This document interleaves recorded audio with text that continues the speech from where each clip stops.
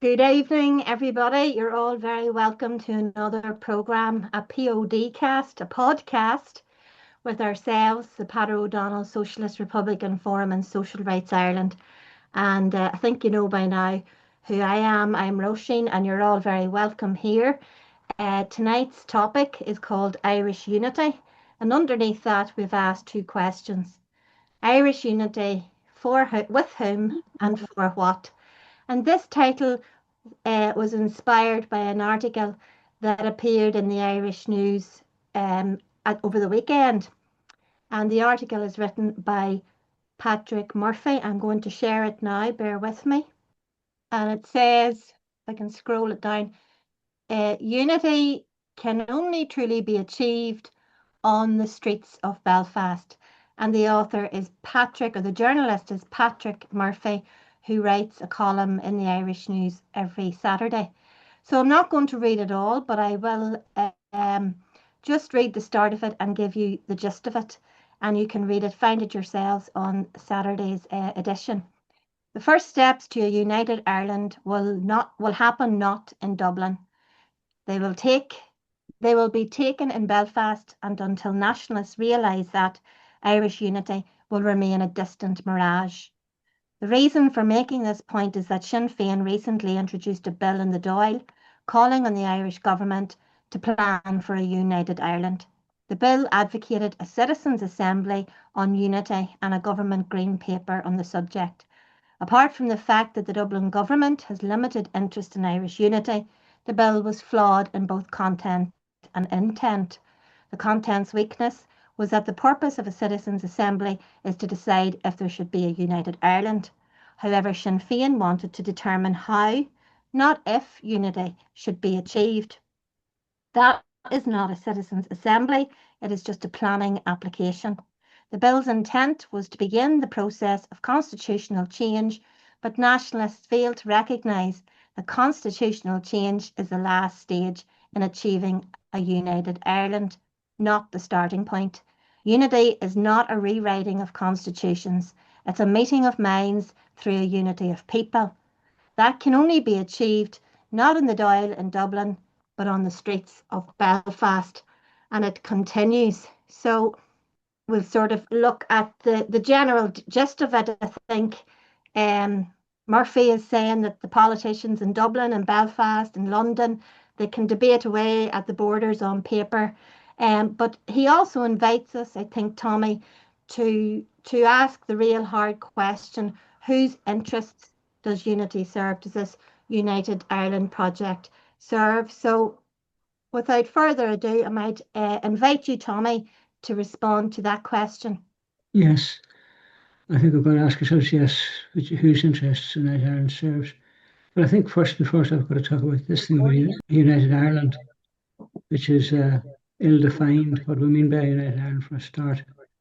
We had as you often said before, we had a United Ireland politically before 1922. Well, the British Crown was certainly not looking to go back to that. Patrick Murphy, his thrust of his piece is to say that we have to have unity, consensus between unionists and non-unionists in the 6 counties before we can think of removing partition. The fact is that it's actually in my opinion, putting the cart before the horse. And as long as we have partition, that it'll be in the interest of a section to maintain that division. There never will be unity or consensus for so long as partition remains. The fact is that since the foundation of the northern state, it was something that was brought about by Britain at a time when Britain was considered to be a global superpower. Early 1920s, the decline in the empire hadn't been really noticed at the time, and the British needed a garrison on this island to garrison its western flanks. So therefore they set up the state of Northern Ireland with its inbuilt divisions and promoted the division along sectarian lines by facilitating a Stormont regime which practiced systemic discrimination in favour of one section over the other, which allowed them to believe that they were favoured by Britain. As long as that was to happen, there was absolutely no chance of bringing it together hearts and minds.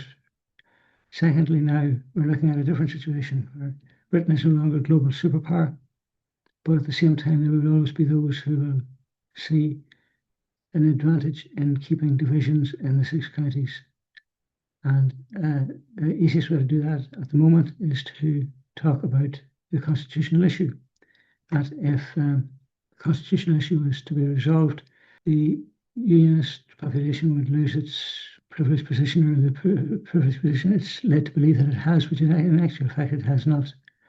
So effectively, until we remove partition, until we end the constitutional issue definitively, until the constitutional issue is definitively resolved, there's no chance of bringing the two people together.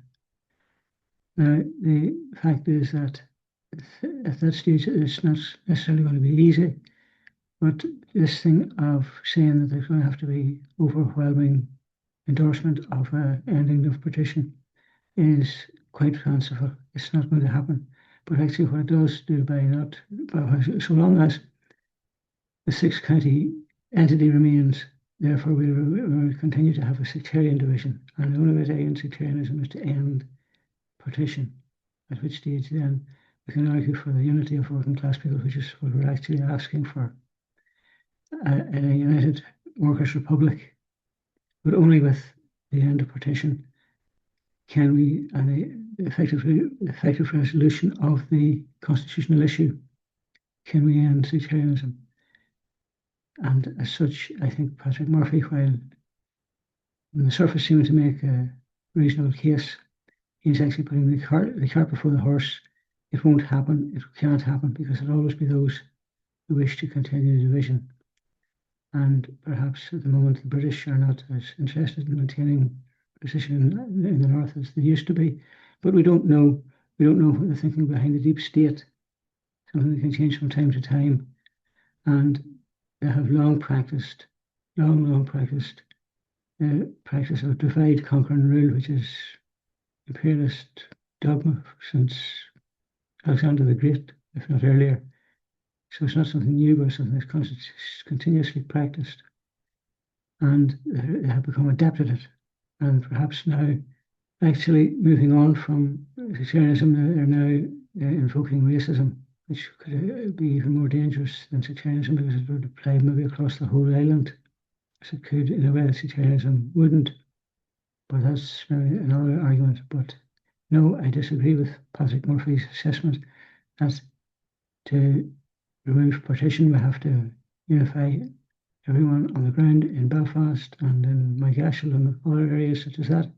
It's just not going to happen as long as there will be those behind the scenes promoting divisions. And how to say though, that United Ireland is not necessarily the only objective. Talking about a workers' republic is what we're looking for. And to do so, we have to do so. We've got to remove sectarianism, defeat sectarianism, and the basis for sectarianism remains the constitutional issue. So therefore, we've got to remove the basis for sectarianism, remove the constitutional issue, and work for class solidarity. So in a nutshell, no, Patrick Murphy has got the cart before the horse. It's wrong.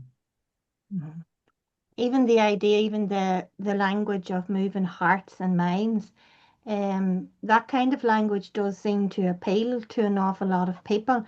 Maybe I'll bring Barry in here at this stage, because what Tommy has focused on or looked at, and this is only one small angle of it. Thank you, Tommy, because I know we're all trying to be brief and bring in as many voices as we can.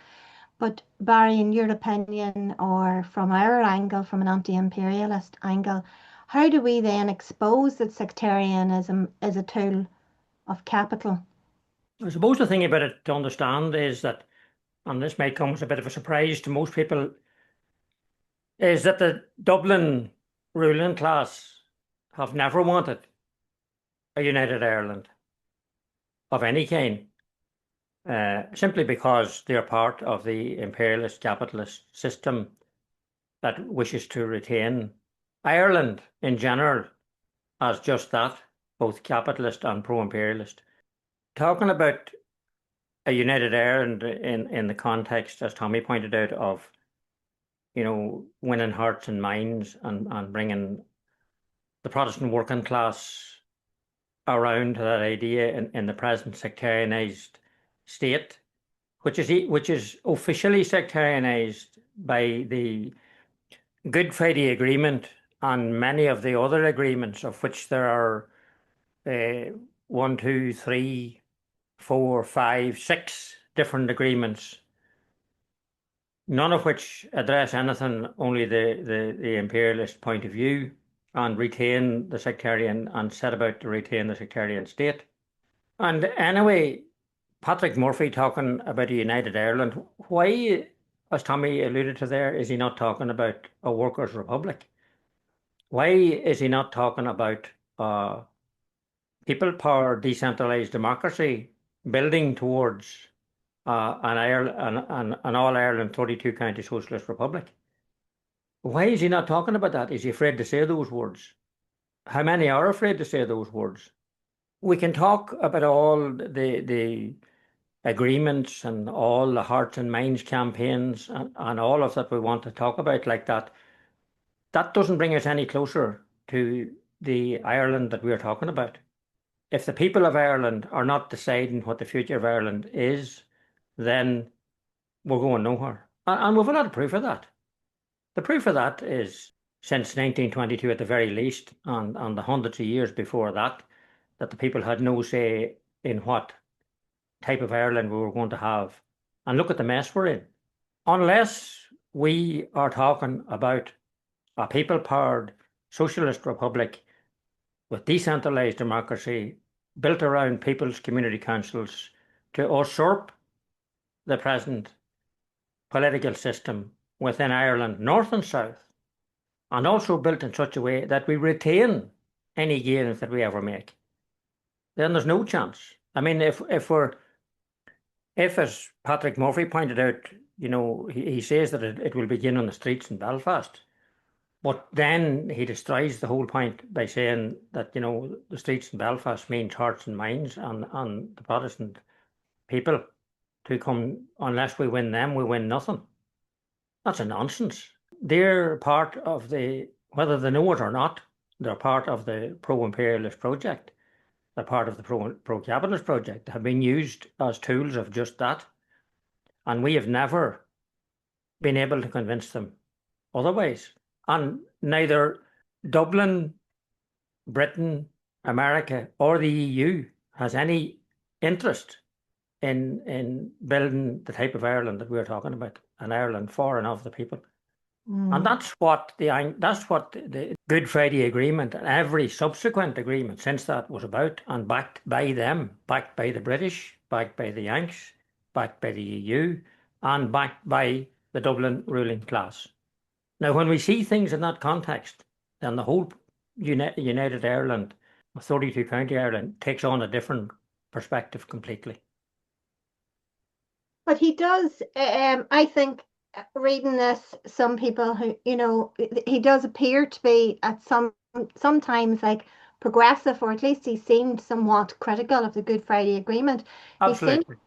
He seemed to claim that the Good Friday Agreement was designed for stalemate to prevent left-wing politics. Now, we would have a different view of the purpose and of the Good Friday Agreement, but if Stormont is structurally incapable of fostering unity, shouldn't we advocate for its abolition outright?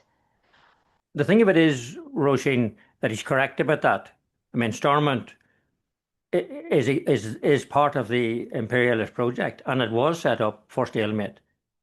It never was intended, or could it ever be designed in any way to be anything else. There's also the argument, that if we move towards some form of United Ireland, whatever that might well be, that's a transformative reform in which Tommy's talking about. We could then begin to build, a real workers' republic. But a lot of work needs to start now, because it'll be too late when that train starts to pull into the station. Everybody will be dashing towards the bourgeois United Ireland notion. And nobody will hear the voices of the working class, and the working class will be excluded from that. The ordinary people who work within Ireland, North and South, will be excluded from that type of Ireland. They won't want. The idea is to concede a united Ireland on the basis of imperialism, to join NATO, to join the Commonwealth, to join any other pro-imperialist group, fine, but not a workers' republic. And that's important because, people get blinded by the fact that, oh, we'll have a united Ireland, we're going to have a united. We're not. So he does go on to criticise, Sinn Féin, or at least he accuses Sinn Féin of hindering unity because it's fostering this kind of division to guarantee votes, and that their push for this citizens' army, or sorry, citizens' assembly. Bit of a slip. Penny, we should be pushing for a citizens' army, but a citizens' assembly. You can see where my mind is. He seems to say that this is kind of like a genuine step towards democracy, but it's because of all of the bureaucracy or the bureaucratic diversion that avoids confronting this loyalist working class and the British state's economic stranglehold over us in the north. What's he getting at there, Barry? And Alan has his hand up, so maybe we'll go to Alan next. But Barry, maybe you'll come in on that. Yeah, well, I mean, they're part of. They're part of it. Yeah. I mean, they're part of the sectarian project, and I mean, sectarianism gets votes. We know that from experience on the ground here. That vote them in to vote them out is as strong today as it was in the 60s and 70s and 80s. And the fact the last election that's what happened. I mean, you only have to look at the state of housing. You only have to look at the state of health service. You only have to look at the infrastructure within the 6 occupied northern counties, and I mean it's just bad. In fact, the housing situation is actually worse now than it was in 1969. So, and I mean, Sinn Féin knows all this. I mean, as far as I'm concerned, the Sinn Féin project in Stormont is over. They've been sold a pup. Now they know it. They know it very well, because now they're attempting to sort of become more Republican than any Republican ever was by attending monuments and by attending setting up their own commemorations for IRA volunteers that were killed and all sorts of stuff now that they never had done for the last 30 years. And I mean, 30 years have passed as well, and they're part of that 30 years. And the people within the north, in the 6 counties in particular, they understand very clearly that nothing has happened and that nothing has changed and that nothing's about to change. It's clear that Sinn Féin are going along with the capitalist imperialist plan. Now, what they hoped to get out of it was that they would get some sort of unity, even if it was a federal unity of some sort, that there was a parliament in the north. In fact, I think some Sinn Féin spokespeople have actually voiced this, that they'd be happy enough with a Stormont and a Dáil and call it a united Ireland. I mean, that's the bottom of the barrel there, like, and I mean, they know the project's over, like, as do many others.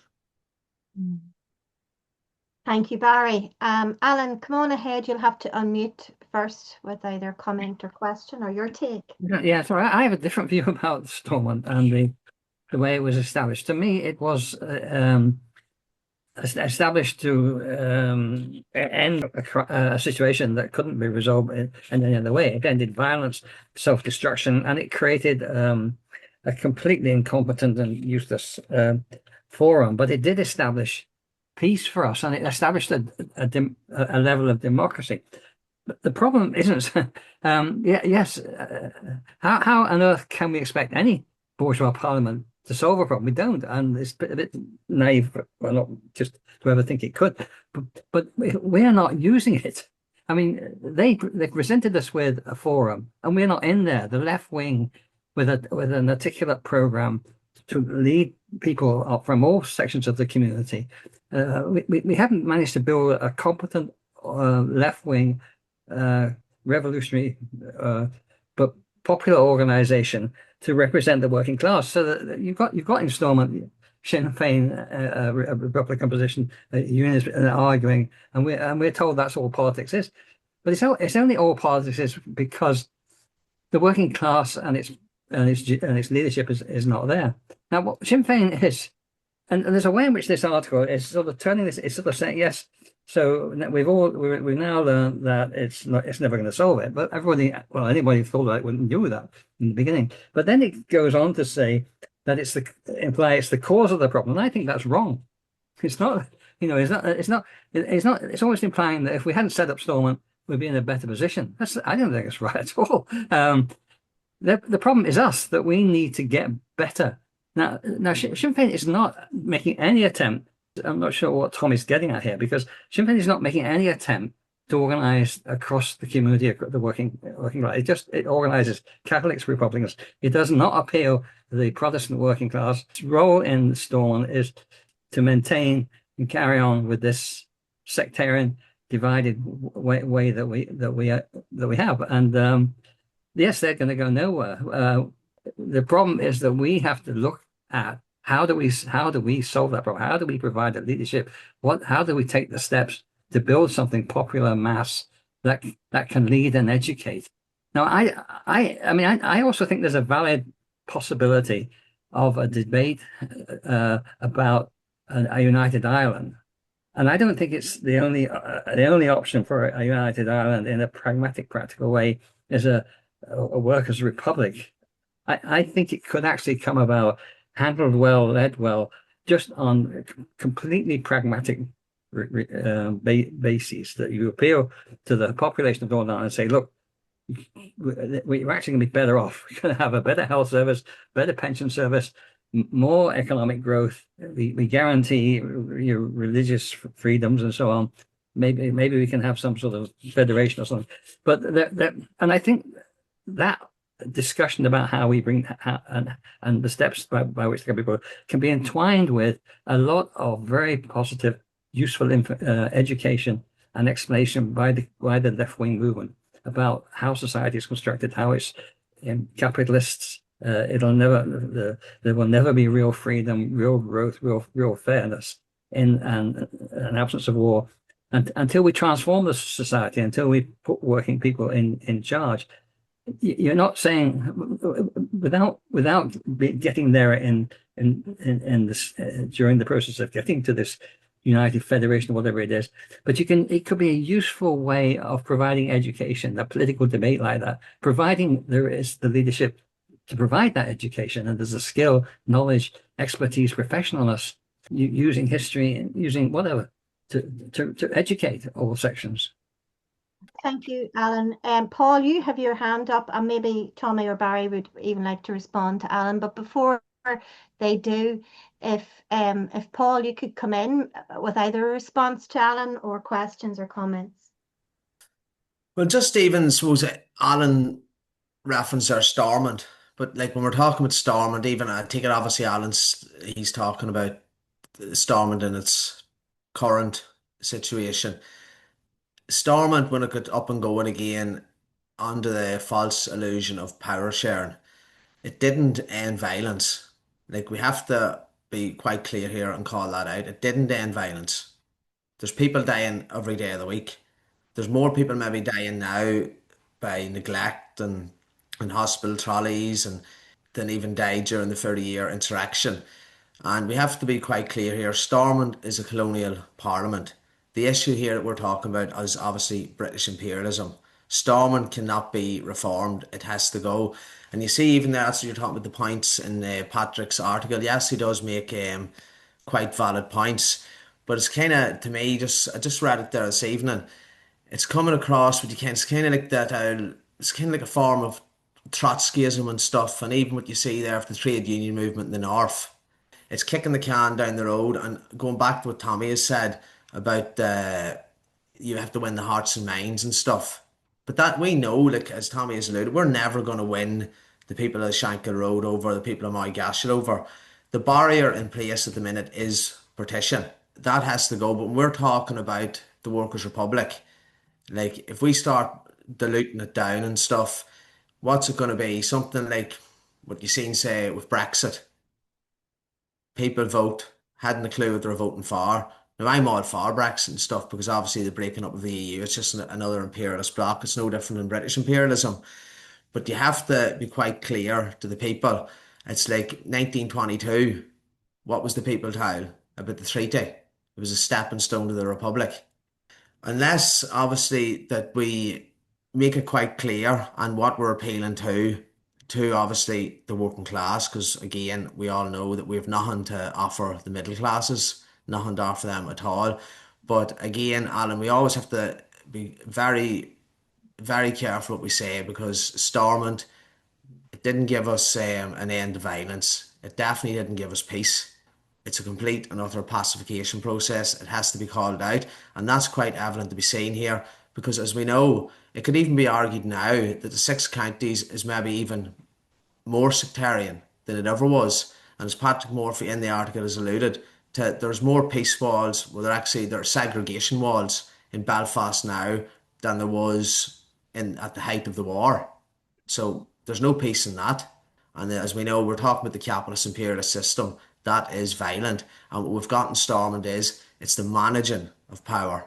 It's like last week in Anne Cadwaller's discussion, Anne was talking about people who needlessly died. But again, as we said last week, we're talking about imperialism. To us, people of a humanitarian conscience, these people needlessly died, but imperialism, it was in their interest to have people dying. And again, it's in their interest to have Stormont up and going under the false pretenses of power sharing, when in fact it's nothing of the sort, it's managing power. And as we know, the empire, they've got centuries of experience in doing this. Thank you, Paul. I think maybe also, though, the point I'm trying to go back to, what Alan is saying, that the idea of the armed struggle, that there was a sense of relief in that, we wouldn't be waking up to news of more killings and shootings and bombings, that sometimes people like us we're misunderstood, and it's very easy to throw the book at us and go, what, do you want to go back to armed struggle? As if there's only, this one or two choices. It's either armed struggle or no armed struggle. This dichotomy, this false kind of narrative, perhaps. Tommy, I'd like to invite you back in just to respond to Alan and then back to Barry and then Alan again. I'm looking to find fault with Alan, to be honest, because he's saying what he's saying, there's a lot of truth in it. But I think we've got to keep in mind that the reality of the situation on the ground has always been that at a situation where the working class have shown to be coming together, evil actors have always played the dangerous card. 1907, there was a general strike in Belfast, and it was smashed again by implementing an attack on the Falls Road and then describing that as an insurrection by Fenians to smash the unity of the working class. Again in 1919, pogroms were instigated to smash the unity. In the 1930s, there was the relief riots when the communities come together. And again, the Stormont Parliament brought in a couple of loyalist gunmen to restart sectarian trouble. It's too easy for them to start it. So the danger is if there's evil actors about, it's they'll play that card. And then they'll spread the thing that it's the constitutional issue that's at stake. Once that's resolved, then there's no longer an incentive for them to do so. There's no longer a possibility for them to do so. And I think it's to go back to the fact it's the cart before the horse. That we're not going to have unity of the working class while we have an unresolved constitutional issue because it's simply too straightforward to play the sectarian card to divide the working class.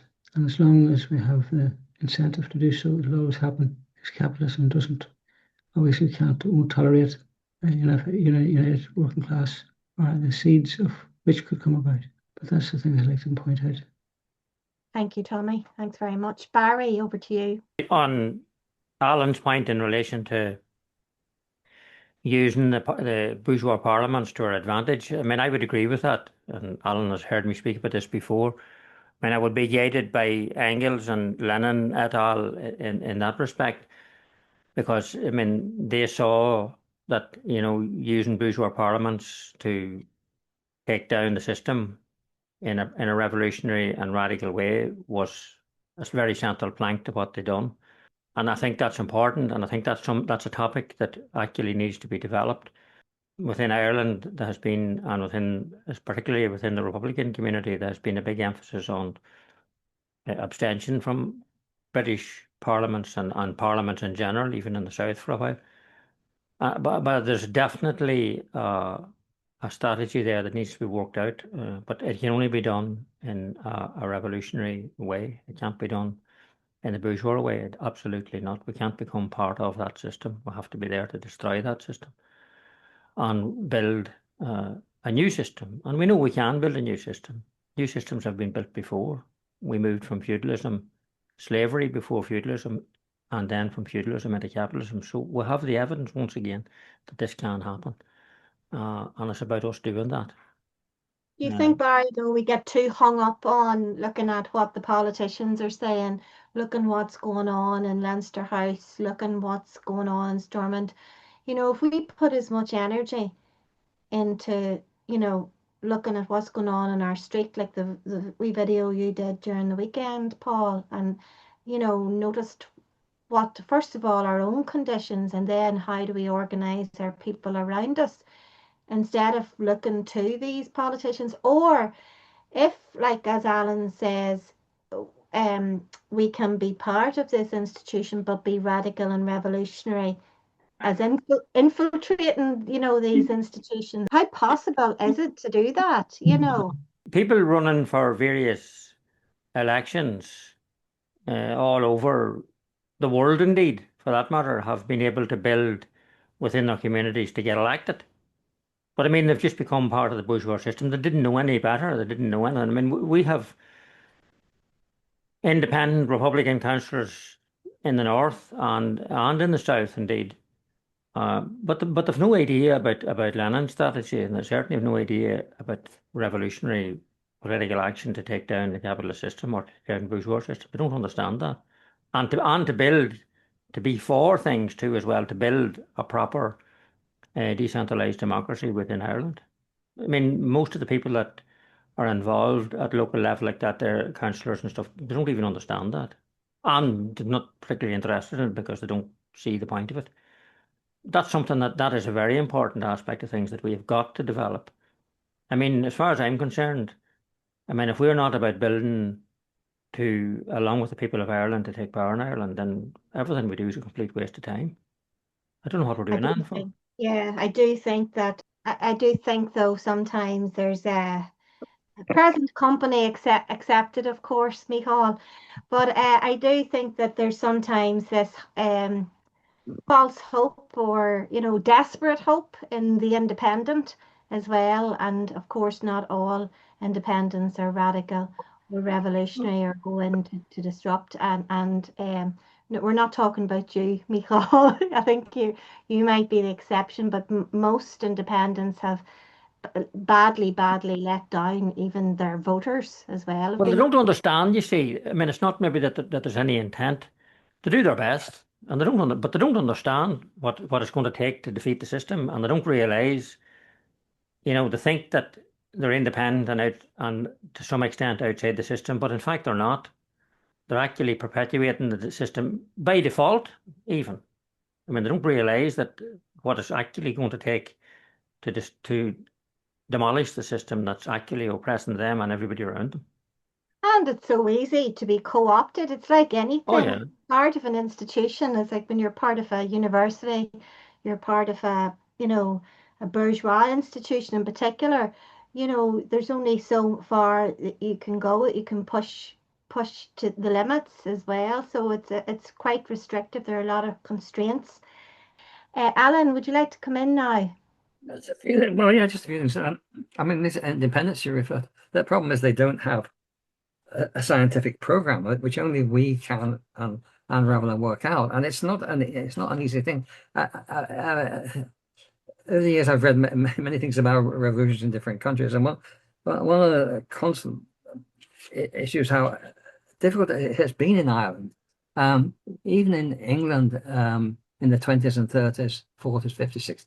The communist movement was was pretty massive. I mean, you had many full-time workers, and that's the way in a big capitalist country. Whereas we never seem to be able to rise to those to those levels. But I mean, it's partly the size of the economic base, the size of the working class, perhaps, the distortion that the sectarianism creates in politics on people's minds and alters, makes it, the program of organizing people a bit more, a lot more complicated. But there has to be a way. I don't see how we can lead a struggle to bring about a democratic revolutionary society which is fair, which puts the working class in control, unless we can win elections, unless we can stand up in front of the people and say, this is our program.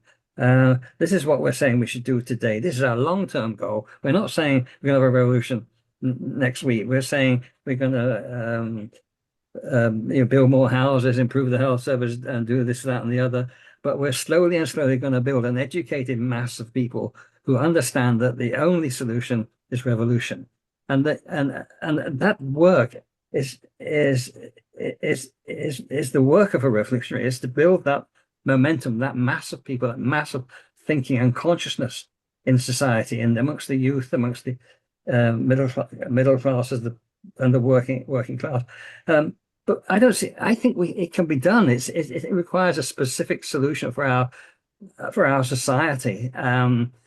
But yes, it can be done. There's one other point. Oh yeah, Paul's point. I mean, the point Paul's just referring to capitalism. Capitalism kills people. What is capitalism? Is this evil system that will do anything it can to maximize its profits. It doesn't give a damn about the lives of people, except insofar as it gets embarrassed and discredited. Yes. So if and as soon as the defenses of people are undermined, the society just grind. I mean, as in Northern Ireland, everything's everybody's fighting between the two sections of the political divide, and the result is that the health service just collapses because there's no one to stand up for the health service. There's no force, there's no left wing, there's no working class to stand up and say, if you don't do this, we're going to change things. We're going to be more powerful. We're going to be a real threat to you. You better stop and listen to us. But there's nobody doing this. So there's no, I mean, of course it's going to degenerate. And yes, poverty. And I'm quite sure it's right that more people are dying from illness, certainly drug abuse and mental health issues. These are major problems which have escalated since the troubles. But you're right, Rasheen. Surely ending violence and guns and creating a place where you can have a democratic election is certainly a step. It's not a solution, but it's a step, I think. I know, and I don't think anybody here even is suggesting going back to armed struggle, even though I talked about Citizens Army there. That was a bit of a slip of the tongue. Barry, what do you say to that? Like, I mean, there's not an awful lot, it's kind of what we say a lot of the time here. If we don't, as activists, socialists, Republicans, or whatever, activists on the ground, don't begin to address the people's issues on the ground from the bottom up in a collective way, the Stormonts, the Dahls, the Westminsters, they're going to play games with the people of Ireland and England as they do. And we have no power if we don't organise in such a way that is going to change that. And if we build within our communities for better human rights, better justice, particularly social justice, housing, health, whatever, education, then we're in a position to talk about a 32-county socialist republic. We're in a position to talk about an all-Ireland workers' republic. But there's no point in talking from the sidelines. Indeed, as Alan pointed out there, there's no point in talking from the sidelines. We've got to build within our communities, and we've got to use that power to force the system into the kind of transformative reforms that it doesn't want to get into. I mean, they will all the time be involved in petty reforms that protects their position and takes the pressure off them. But what we're talking about is transformative reforms along the way to that United Ireland. And the United Ireland itself, as I said earlier, would also be a transformative reform, because it's very unlikely that you would have the conditions, shall we say, for a workers' republic at that point. That would still have to be continued to be built. And I So think that's what we need to invariably, do. yeah, are you suggesting then, or is that message saying that we invariably will have to work with elected reps? You know, it's all right talking about building a decentralized democratic, you know, or building our own assemblies. But invariably, there's such a strong culture or mindset here that, you know, I think many of us in this room, in this meeting, have attempted at least to build a community um, groups and networks, whether it's through environmental issues or local issues or potholes or Yeah. trees being cut down or whatever. And I think there's also a pattern. What tends to happen is that somebody in the community comes along with links to the local council or to the government and says, we'll get it sorted out. And it can either become a pacification, so they've won votes. So the next time round, instead of going to, you know, the assembly or the local community group to get, they'll go straight to the person who they perceive to have being the person who fixed their problem. It is hard, and especially if you haven't the experience and you're only starting off, because there's a good few people here today that want to build in their local communities.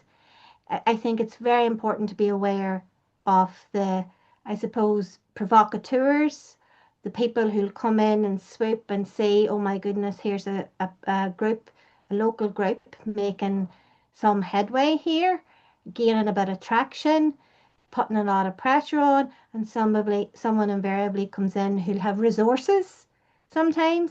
Oh, I can build a website for this group. I can do this for this group.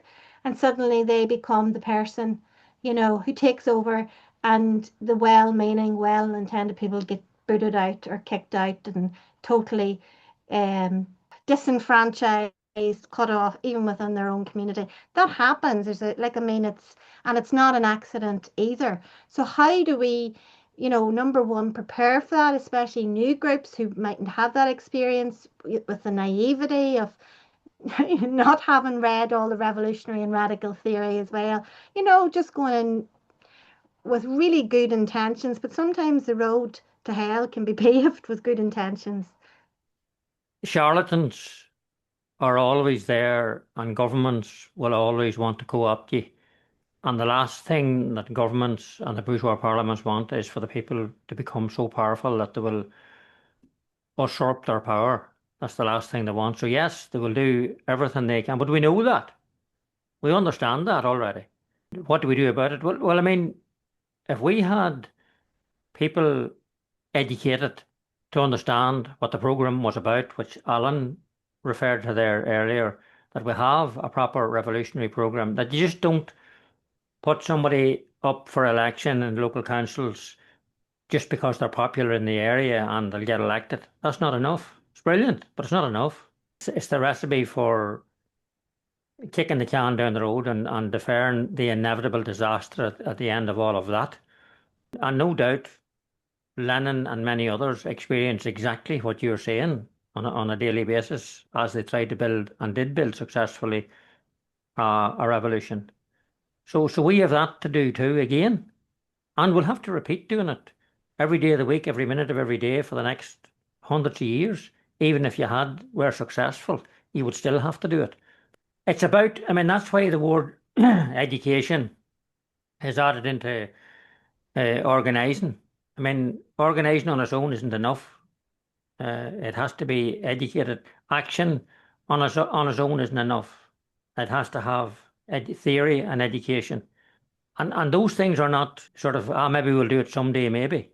They're a central part of organising. They're a central part of defeating the system. They're a central part of building a people-powered democracy. And yes, people, of course, and the reality is power is where power is. And people realise that, and people want their benefits, and people want their grants for their houses, and people want their income, and people want whatever and need all of that. And yes, we have to recognise that. So I mean, that's what we're talking about, a parallel force. And that's why, as Alan pointed out, we also need to be involved in electoralism in a revolutionary and radical way, with the absolute intention of demolishing the bourgeois capitalist parliaments and capitalism itself. Well, tell me this, Barry, though. Some people maybe in the room might be asking the questions. We're talking about, the shift or the change in Sinn Féin, and we shared something that Michal, who is here, wrote about Sinn Féin following their abstentionism on the motion that went in about the planning permission of a arms factory company up at home up in Mahara, wanting planning extension to build a bigger factory or whatever. I don't know the ins and outs of it. Sorry, that's right. Yeah. So Michal, you wrote a very good small piece about Sinn Féin. It was quite scathing, but it was very honest as well. And Barry, you've acknowledged this evening that Sinn Féin seems to be shifting, or maybe even more Republican than they have been, or maybe it was Paul who said it, in the last 30 years. Can Sinn Féin be reformed? I mean, Sinn Féin leadership and middle leadership, I don't think so. I mean, but there's a base of Sinn Féin support out there and workers that, I mean, wouldn't have a clue really where their political direction should be. And yes, I mean, there's always maybe as high as 60 to 70% of people out there don't know exactly where they are, even when they tell you that they're with a particular party or whatever. They're open to change. They're always open to change. And again, as Alan pointed out, that's our job. I mean, if we don't set about trying to get people to understand that, one, it is their business to create change. See, people don't think it's their business at all in the first instance. That's for the TD, that's for the local councillor, that's for whoever. They don't believe for 1 minute that it's any of their business. And they don't think that, and worse than that, they don't think that they can do it, even if they took it on. They don't think that they're fit to do it. They have to hand that over to somebody who's elected, or hand it over to somebody who's a councillor or whatever. But it's a full-time job, Barry. Oh, it's absolutely a full-time job. Full-time job being an Yeah, activist. it's It's is. hard to hold down the paid work and all the other responsibilities. So, and being a local councillor, opting for that option doesn't really, it's not exactly a lucrative. No, it's a major task. It's a major task, and I mean, it's there's no way. I mean, it might sound simple the way I'm talking about it here, but I'll have to put that into context. It's not simple. It's far from simple. But we don't have any option other than to build a people-powered democracy. If we don't do that, we're going nowhere. Absolutely, we will be running around in circles, as you point out, setting up little community groups and them being co-opted and them being split and them being whatever and people running out of steam and people becoming totally burnt out or whatever, and nothing. And then the next generation takes it over, and the next person takes it over, and on and on and on it goes. It doesn't have any direction. It doesn't have any planning. It doesn't have any. This type of work is a major undertaking, But I mean, if we're not serious about taking power in Ireland along with the people, then don't do it. I mean, it's as simple as that, because I mean, it's almost actually a complete and utter waste of time. Yes, you may make small gains. You may get a lot of houses built. You may get the grass cut. You may, change whatever and whatever, minor things and major things in people's lives, maybe, but minor things, in fact, within the bigger scheme of stuff. You may get all that done, but it's not changing anything. In fact, No, the concessions that they take, the give and concessions, take. tactical concessions. I mean, tactical concessions are the stock and trade of capitalism and those in power. Thank you. Well, look, we're almost up for time. So thank you very much. Free Palestine, victory to Iran, and free Ireland.